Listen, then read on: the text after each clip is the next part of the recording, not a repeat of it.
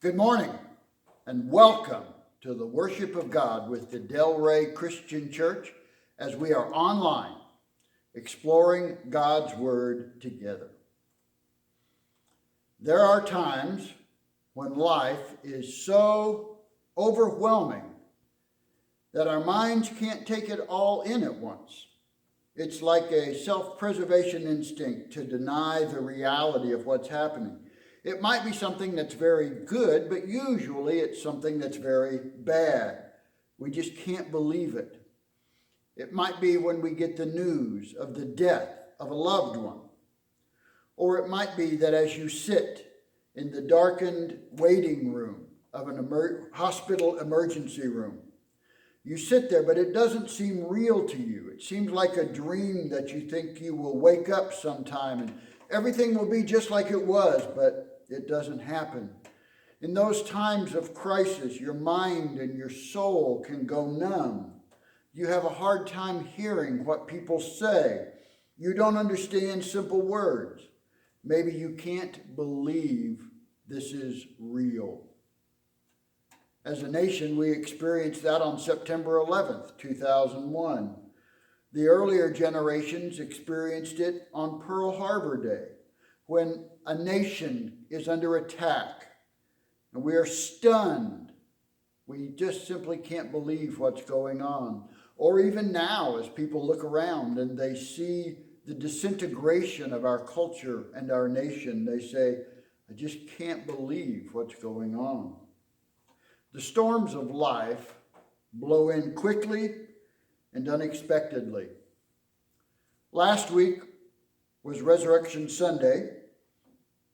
The death of Jesus was the greatest tragedy imaginable to his followers.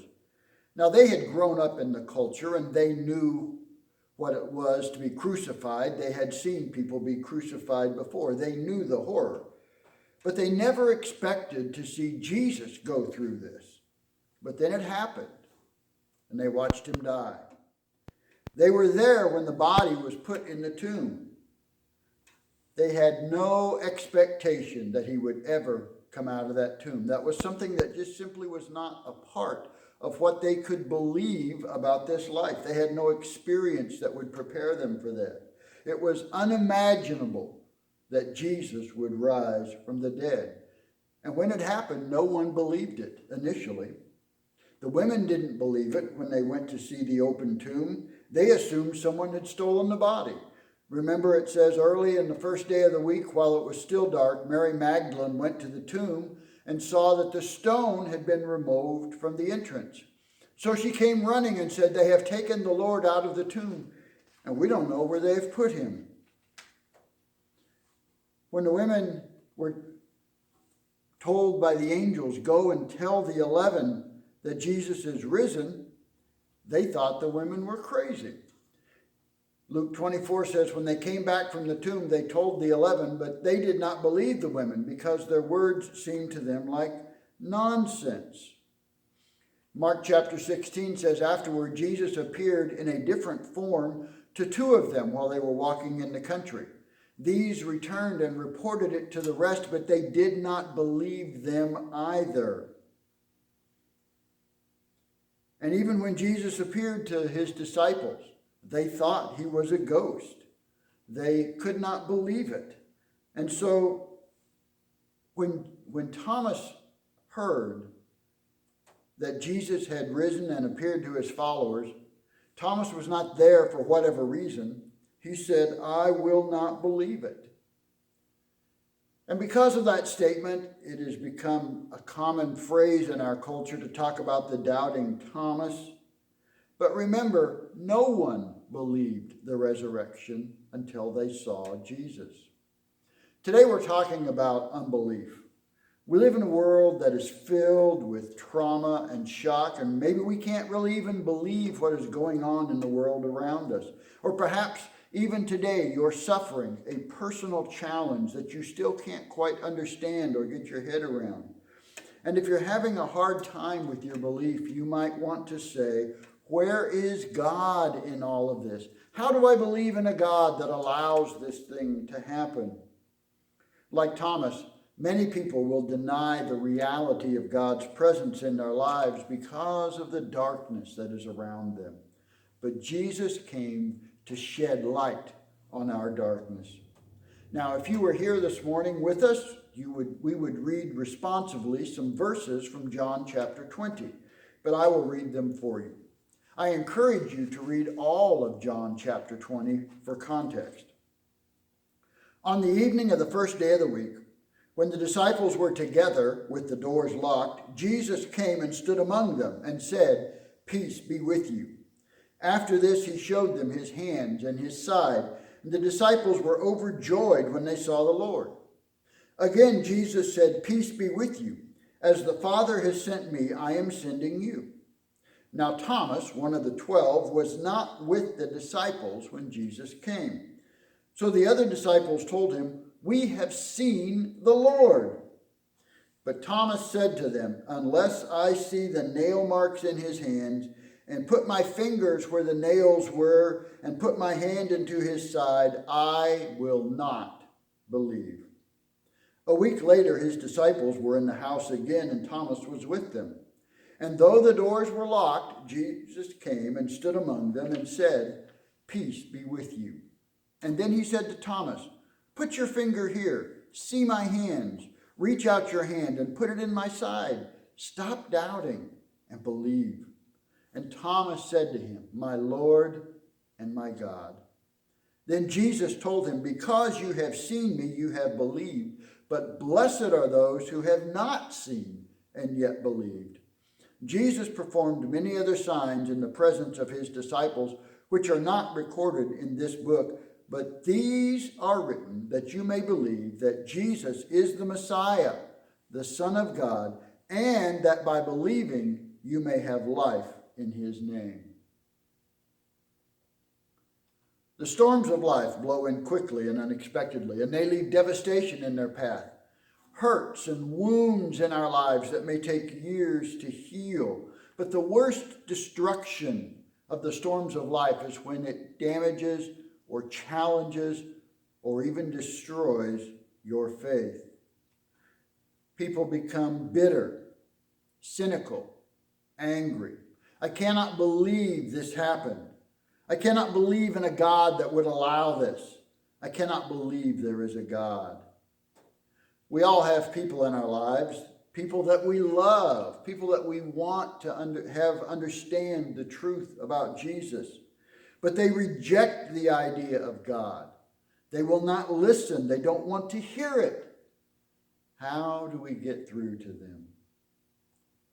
Ironically, the same people who won't listen to you will follow the directives of the culture. They will walk right over the cliff of self-destruction, but they won't listen to God. They'll listen to everybody else, but not God. Is there any hope? Many people struggle with their experience and walk with God. Sometimes they wonder, why is there not better evidence for a God? Or perhaps they just grew up in a family where God was not a part of their teaching. They have never been taught. Maybe they wonder, if God is so loving, how can there be evil in the world? Or if God created the world in 6 days, where does evolution fit into all this? Or how could a good God send people to hell? But I think the biggest challenge for a lot of people is personal pain. My mind just can't accept what is happening to me. Where is God in my pain? And probably the greatest reason that people of faith begin to question their faith is because of a personal crisis or a personal pain. They question the existence or the goodness of God. This morning, I hope you will understand that Jesus understands our pain. The message of Christmas is that Jesus came to earth as a human. The message of Easter is that he died and rose again. The message for us today, Jesus would say, I understand. Stop doubting and believe. We have a hope to share with the world. And if people don't immediately accept it, remember, on the first day of the resurrection, none of his disciples believed it until they actually saw Jesus. There is hope for people who reject God even today. In John chapter 20, Jesus makes 4 statements that I think we will draw on for strength to take. Jesus said, "Peace be with you." He said, "I am sending you." He said, "Stop doubting and believe." And he said, "Blessed are those who have believed." All of us have times of darkness in our lives. We might say, "I don't understand why my life is such a mess. How can I believe in God?" We've all experienced doubt, and maybe someone who you love is experiencing doubt today. But in the midst of doubt, there is still hope, because God does not give up on us. Even though he allows us to go through times that challenge our faith, and even if that causes us to lash out in anger or speak words of doubt, God does not give up on us. So let's look more closely at these statements that Jesus made. The first thing he said was, "Peace be with you." Remember, Scripture says that on the evening of the first day of the week, when the disciples were together with the doors locked, Jesus came and stood among them and said, "Peace be with you." Peace. What a word to use in the midst of this world. Jesus understands the challenges of this world. The whole point of Christmas is Emmanuel, God with us, God choosing to experience the limitations of creation, God allowing himself to experience temptation, God allowing himself to experience death, God in the flesh understanding our challenges. That was the promise. Isaiah said, "For unto us a child is born, to us a son is given, and the government will be on his shoulders, and he will be called Wonderful Counselor, Mighty God, Everlasting Father, Prince of Peace." Prince of Peace. Peace, that's what was promised by the shepherds to the shepherds. Remember, the angels appeared to the shepherds and said, "Peace on earth, goodwill to men." Those promises were kept in Jesus. And now, as the risen Lord appears to his disciples, the first thing he says is, "Peace be with you." Jesus understands our condition. He knew that his disciples would experience fear. He knows that we experience fear. He knows that all of us are prone to disbelief when bad things happen to us. But like Peter, even though we deny Jesus in a time of pressure, or perhaps like Thomas, deny the reality of Jesus' resurrection just because of the pain that's in our lives, Jesus is patient. He comes to us and he says, "Peace be with you." Jesus had told his disciples before the crucifixion, "These things I have spoken to you, so that in me you may have peace. In this world you will have tribulation, but take courage. I have overcome the world." Jesus comes to bring peace and transformation to our lives, even in the midst of the storm around us. Jesus said, "Peace be with you." And he also said, "I am sending you." Again, Jesus said, "Peace be with you. As the Father has sent me, I am sending you." Jesus had 2 main missions to accomplish. The first was to go to the cross and complete the connection between God and man, so that because he took our sins onto himself, we could connect with God. And that, Jesus said on the cross, is finished. That part of Jesus' ministry was completed. He took the sins of mankind onto himself. All of us can find forgiveness because of that. But the second part of his mission is still ongoing, that Jesus is building up his church through his disciples so that we can take this message to the world. And so for the last couple of months, we've been in this sermon series from John chapters 14 to 21, talking about mission complete. Jesus is completing his mission through you and I. And as we live in this dark world filled with challenges, as we look at John chapters 14 to 21, there are 3 words that just seem to come up over and over again: comfort, connection, and confidence.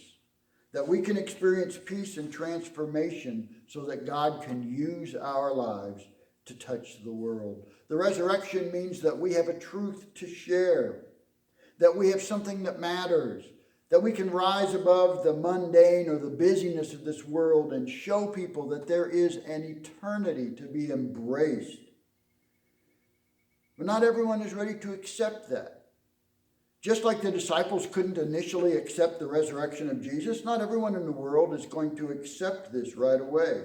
We should not take it personally if people initially reject our message. 1 Corinthians 1 says the message of the cross is foolishness to those who are perishing, but to those who are being saved, it is the power of God. But we don't give up. 1 Corinthians 1 goes on to say, we preach Christ crucified, a stumbling block to the Jews, foolishness to the Gentiles, but to those God has called, both Jews and Greeks, Christ, the power of God and the wisdom of God.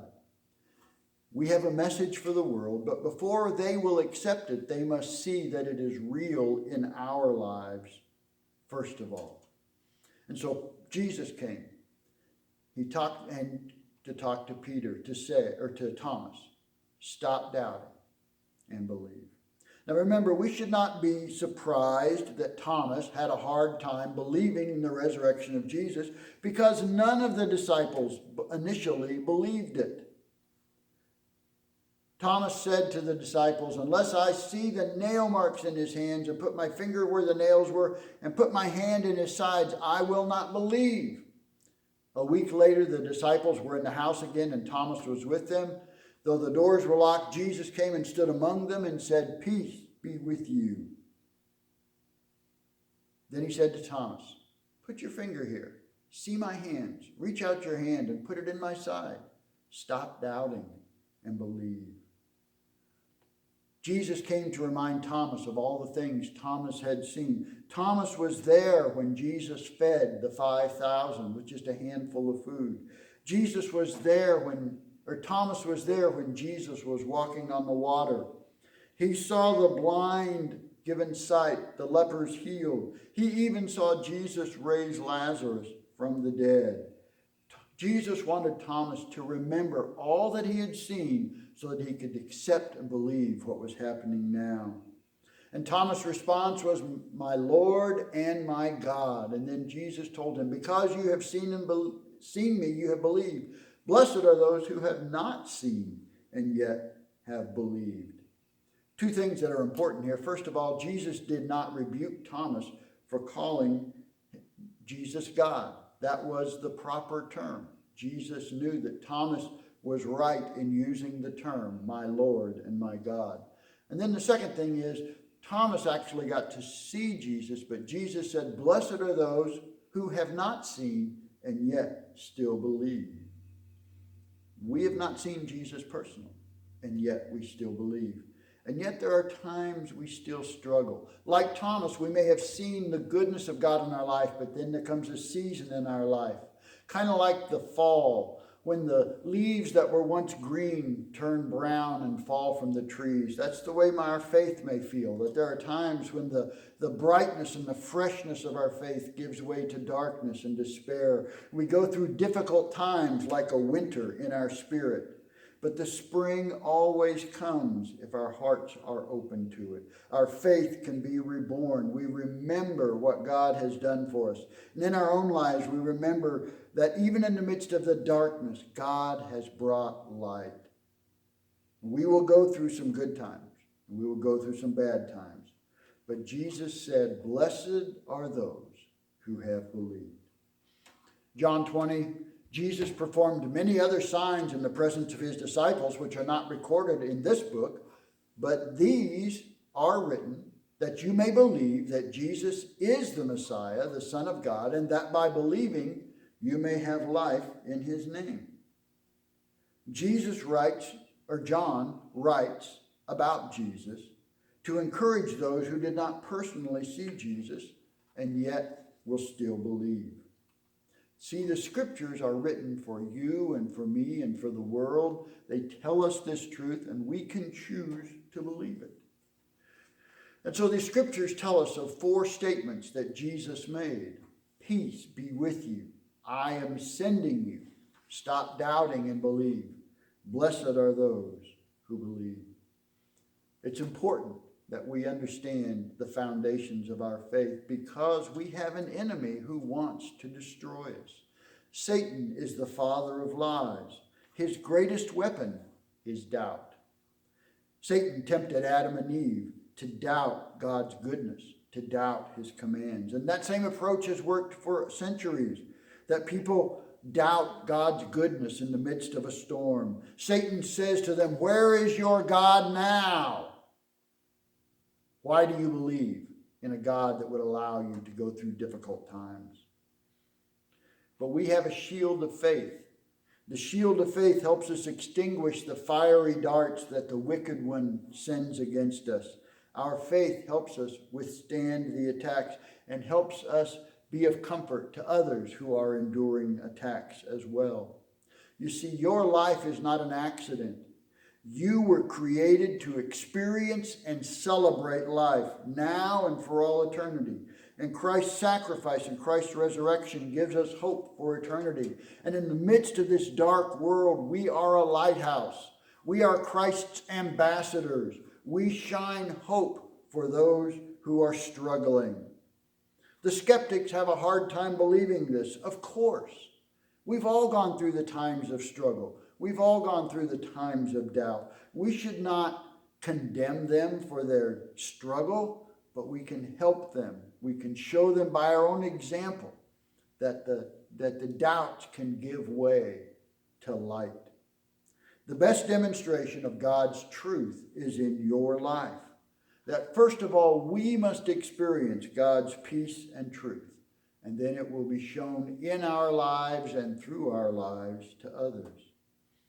And so we take comfort in the story of the disciples. They had their doubts, and even they had witnessed the miracles firsthand, but they doubted the resurrection.